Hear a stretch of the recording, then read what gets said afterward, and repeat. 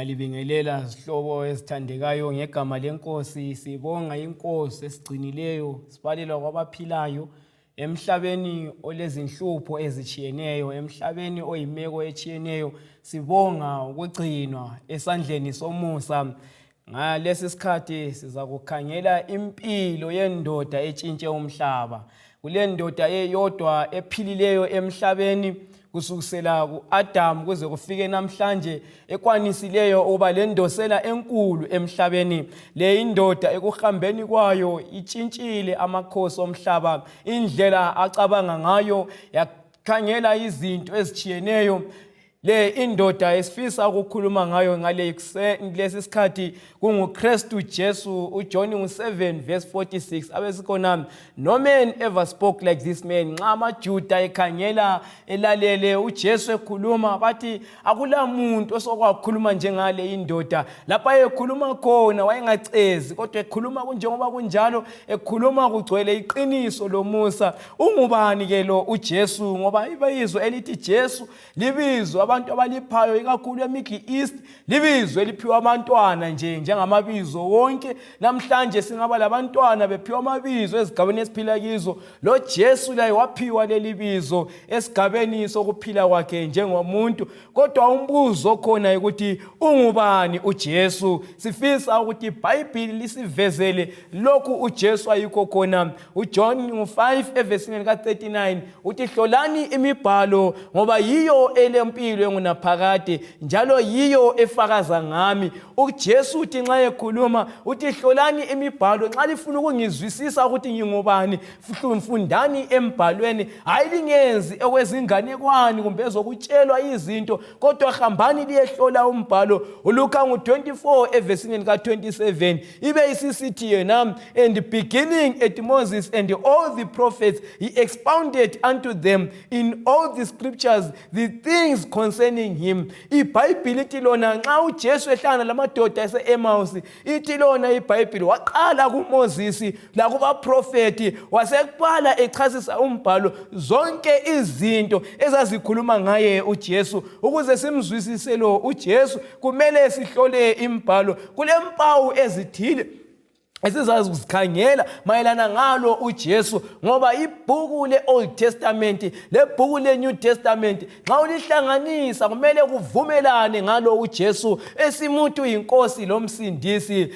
Nginanzela i-Old Testament ikhuluma indlela emumangaliso wokuzalwa kwakhe uKristu Jesu. uYesaya 7:14 abesesithi yena, bheka intombi emsulwa iyakuzithwala ilethe usane, liyakulutha ibizo lithi ngu-Immanuel. Zihlobo ezithandekayo, sithola iBhayibhili sivezela ukuthi lo umntwana ozakuzalwa uyakuzalwa yintombi egcweleyo, yintombi emsulwa engaziyo owesilisa. Uyakuzithwala ngokaMoya oyingcwele, njalo lo umntwana nxa ezalwa uyakuthiwa ibizo ngu-Immanuel. Ungananzelela uJesu injongo yakhe ebuya emhlabeni ulanda ukuzoletha usindiso. Nxa kuthiwa uyakuthiwa ngu-Immanuel, kutshoni kithi lokhu bathandekayo? uMathewu 1:23 iBhayibhili bese lisithi, bheka intombi emsulwa iyakuletha usane, liyakunika ibizo lithi ngu-Immanuel, okuchasisa kusithi uNkulunkulu ebantwini. uKristu Jesu, injongo kaNkulunkulu edala umuntu, ubefuna ukuba lobudlelwano lomuntu, kodwa isono sesingenile. Ubudlelwano bomuntu loNkulunkulu basebuphazamiseka nxa sebuphambanisekile. uNkulunkulu kathulanga zihlobo ezithandekayo ezulwini, waletha isithembiso kuGenesis 3:15 ukuthi indodana iza kuzalwa eyakucobodisa inyoka ikhanda. Kukanti uNkulunkulu indodana ingakazalwa ku-Old Testament wathi ebantwini, ngakhelani ithabanikeli ukuze ngihlale phakathi kwenu. Exodus 25:8 nxa uNkulunkulu esithi ngakhelani ithabanikeli ukuze ngihlale phakathi kwenu. Wayefuna ukuba lobudlelwano labantu, ahlale labantu, but umuntu waqhubeka embalekela. uNkulunkulu abeseletha isithembiso ukuthi intombi emsulwa iyakuzithwala izale usane, liyakulitha ibizo lithi ngu-Emmanuel, ukuthi uNkulunkulu usebantwini. kuMateyu sithola uMaria abesezithwala engakazakahlangane lowesilisa, amzale umntwana onguKristu Jesu, aphiwe leli bizo uKristu Jesu. Zihlobo ezithandekayo, okunye ngoJesu nxa enguJesu weqiniso, okumele simkhonze lo oseBhayibhelini, kumele kuvume lapho indawo azalelwa khona, ngoba i-Old Testament ikhulumile ngayo. Hamba lami kuMikha 5 evesini lika-2, iBhayibheli bese isithi lona, Bethlehema Efrati, umncane kuzinkulungwana zakoJuda, kodwa kuwe kuyakuphuma umbusi kaIsrayeli. iBhayibheli lithi lona uJesu nxa enguJesu okumele simlandele, kumele eBethlehema. Mhlobo othandekayo, mana ngikutshele, ngesikhathi uMaria esefikisa i9 months, uJesu, uMaria noJosefa babeseNazaretha, kukanti uJesu kumele azalelwe eBethlehema. U-Augustus Caesar abesechaya umthetho ukuthi abantu abayebalwa ezindaweni zakibo, kwakusitshoni ukuthi uJosefa sokumele athathe uMaria behambe eBethlehema, lapho Juda, lapho abazalelwa khona okwesendo lukaJosefa. Ingananzelela umganga okhona from eBethlehema usiya eNazaretha ngama-kilometers, it's about plus or minus 150 kilometers. Babengahambi ngezimota njengalokho esilakho, kusetshenziswa izinyawo. Obabhemi, umama uzithwele, use-close to 9 months, indodana sekumele izalwe, kodwa baseNazaretha. iBhayibheli bese isithi kumele azalelwe eBethlehema. Umthetho ka-Augustus Caesar kuLuka 2 verse 1 siya ku-5, nxa usutshayiwe indaba yokubalwa, wasuka uJosefa waqonda eBethlehema. Nxa befika eBethlehema bathola indawo zonke ezigcwele, ekho lapho abangahlala khona. Isikhathi sokukhululeka komntwana sasesifikile. Ngaleso sizathu uMaria waseqonda loJosefa esithebeleleni. Nxa befika esithebeleleni, isikhathi sesifikile, yazalwa indodana, wazalwa uKristu Jesu, ezalelwa eBethlehema. Ngezinye indlela i-Old Testament ithe nxa uJesu enguJesu kumele azalelwe eBethlehema. Simbona uJesu uKristu ngokwakhe esiyazalelwa eBethlehema. uMateyu 2 verse 1 athi khona, now when Jesus was born in Bethlehem of Judea in the days of Herod the king, sithola uKristu Jesu ezalwa eBethlehema ngesikhathi sokubusa kukaHerod. Yikho iBhayibheli elikutshoyo uJesu lo siyamthola indlela futhi eveza ngayo ku-Old Testament, lapho indlela aza kunikelwa ngayo. Uhamba lami kumaHubo 41 verse 9, iBhayibheli bese lisithi lona, if my own familiar friend in whom I trusted, who ate my bread, have lifted up his heel against me. Uthi umngane wami ngimthandayo oke wadla isinkwa sami, sahlala ndawonye, ngiphakamisele isithende sakhe. Hamba lami kuJohn chapter 13 evesini lika-26, iBhayibheli bese isithi lona, it is he whom I shall give a piece of bread when I have dipped. Abafundi bayabuzana, uJesu esithi yena omunye wenu uza kunginikela. Babesesithi yimi yini inkosi? Nxa bebuzana, uJesu abesesithi lo enyakuqhamuza laye isinkwa ngesikhathi esifana nayo nguye lo onjalo, uJudas Iscariot wenza ngokufananayo. iBhayibheli lithi lona uJesu omunye wabangani bakhe uza kumnikela. Sithola uJudas Iscariot enikela uKristu Jesu. Zwana mhlobo othandekayo, iBhayibheli liyaveza uKristu njengomesiya, ukuthi lo uKristu ongumesiya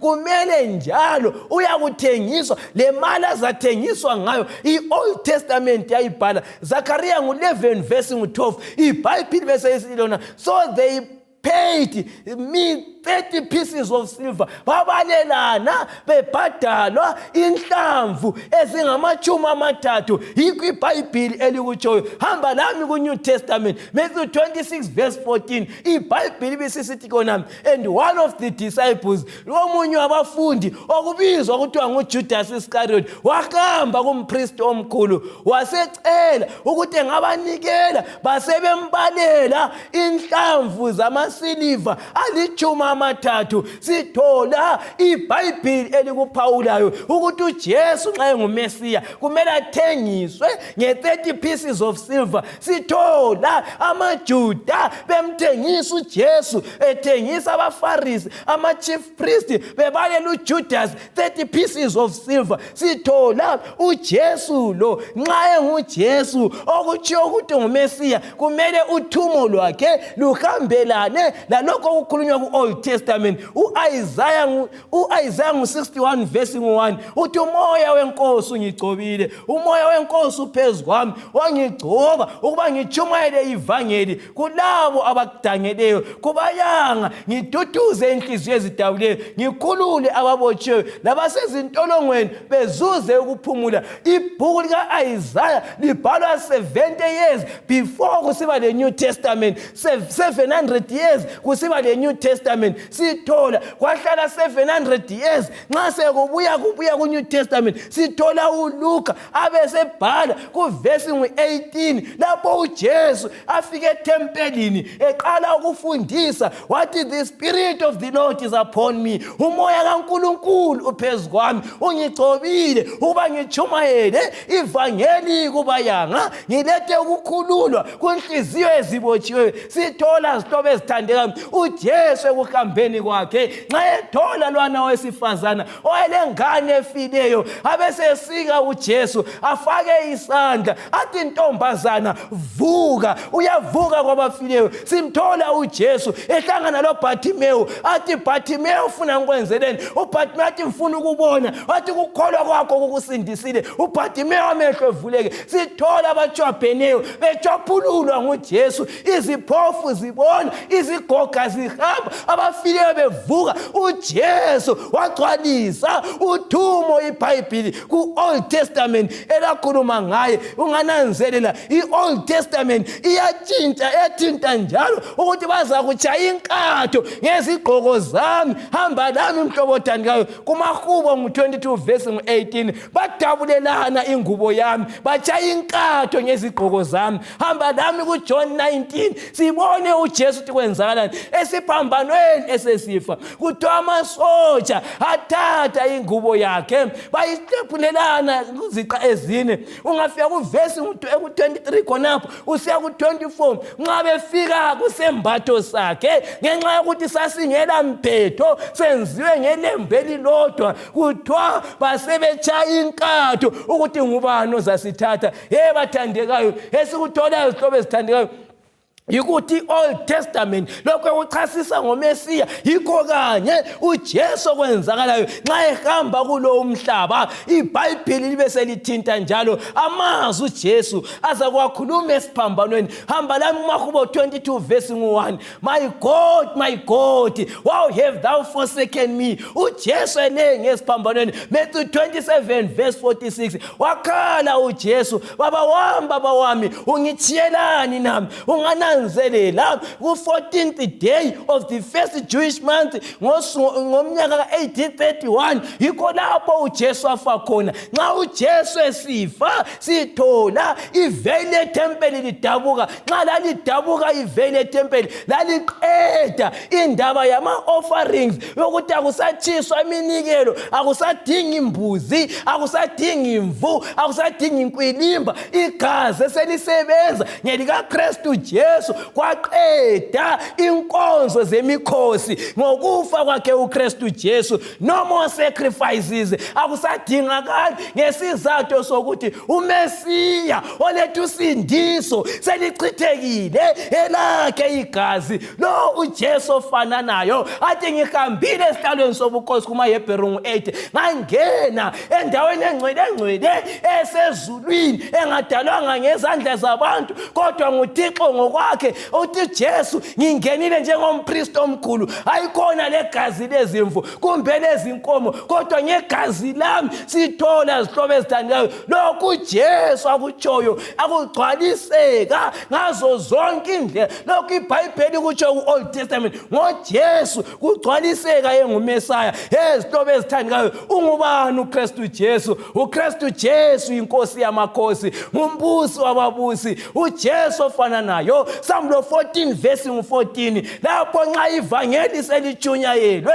ngemva kwakho konke uJohane uyaloba uthi bheka ngabona iyezeli mhlophe ohlezi phezukwalo eyindoda enjengendodana yomuntu wayesiza ekhanda lakhe kulomqhele wegolide lamaqhele lemiqhele kukanti esandleni sakhe sokudla kulesikela lokuvuna zihlobo ezithandeka uJesu lo esimemeza namhlanje ngelinye ilanga uzeza eseyinkosi yamakhosi ezobusa yebo wezo kokuqala eyindodana wazalwa waphila emhlabeni wahlukuluzeka bamdela abantu bambethele esiphambanweni wavuka ngamandla kaThixo wayekhaya ezulwini abesethembisa uJesu kuJohn 14 verse 1 inhliziyo zenu mazingakhathazeki kholwani kuBaba likholweni nakimi ekhaya likaBaba kukhona izinto eziningi ngabe kungenjalo ngangilitshelile bheka ngiyahamba ukulilungisela indawo ngizeza ngizolithatha uba lapho engikhona lani libe khona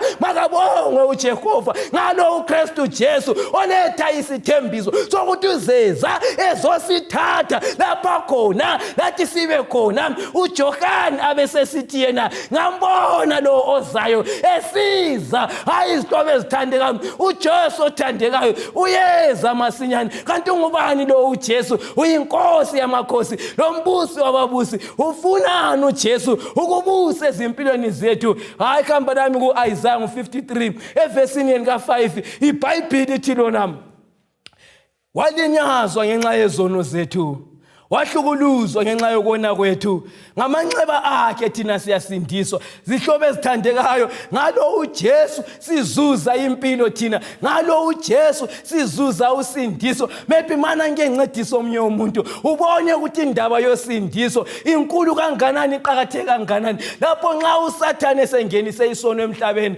uJehova ubaba lendodana bavumelana ukuthi indodana kayilethe usindiso izophila emhlabeni izohamba kulomhlaba izosindisa umuntu ngoba umuntu sedinga usindiso hamba lami kuJohn chapter 1 evesini lika1 iBhayibheli bese lisithi lona uJohn 1 verse 1 iBhayibheli lithi lona ekuqaleni wayekhona ulizwi loNkulunkulu ulizwe nguNkulunkulu zonke izinto ezadalwayo zadalwa ngaye sithola uJesu isono singakangeni ebizwa ukuthi the word ebizwa ukuthi ngulizwi hamba lami ku1 John chapter 5 evesini lika7 iBhayibheli lithi lona nxa likhuluma ngoJesu lithi ngabathathu bezulu lithi lona bathathu ofakazi ezulwini uBaba ulizwi lomoya oyingcwele labo bathathu bamunye hayi izihlobo ezithandekayo ibale kuKing James version iphuma kuhle le ivesi emhlobo othandekayo isono singakangeni uJesu engakabuyi kuzofa emhlabeni wayebizwa ukuthi ngulizwi kodwa uJesu ngenxa yokuthi isono sangena emhlabeni uJohn 1 verse 1 uthe kuqaleni wayekhona ulizwi wayenguNkulunkulu ulizwi loNkulunkulu ibale lithi the word ungahambela ibala ku-original language kuyiGreek uzathola kusithi ngulogos okutsho ukuthini the one who is equal to God the one who is thinking like God the one who is like God the one who is God himself esikutholayo sithola uJesu efanana loThixo enguNkulunkulu kodwa uJohn 1 verse 14 abesesithi ulizwi waba yinyama waphila ebantwini sayibona inkazimulo yakhe ozigcwele ngomusa leqiniso ngezinye indlela zihlobo ezithandekayo uJesu ngokuzokuza emhlabeni watshintsha ititle yakhe from being the word kwabuya amabizwa njengokuthi Emmanuel. U-Emmanuel kusitshoni? uNkulunkulu sesebantwini. uJesu wazuza amanye amabizo, uword kumbe ulizwi wazuza amanye amabizo anjengokuthini. Jesu Kristu libizo ele result of sin. Ngasa singangena ngesonweni kwakungadingakali msindisi, kodwa ibizo elithi Jesu Kristu lisitsho ukuthi uzoletha usindiso. Ibizo elithi Mikaeli, uKristu Jesu nxa esesilwa izimpi zabantu bakhe lingena ngenxa yesono.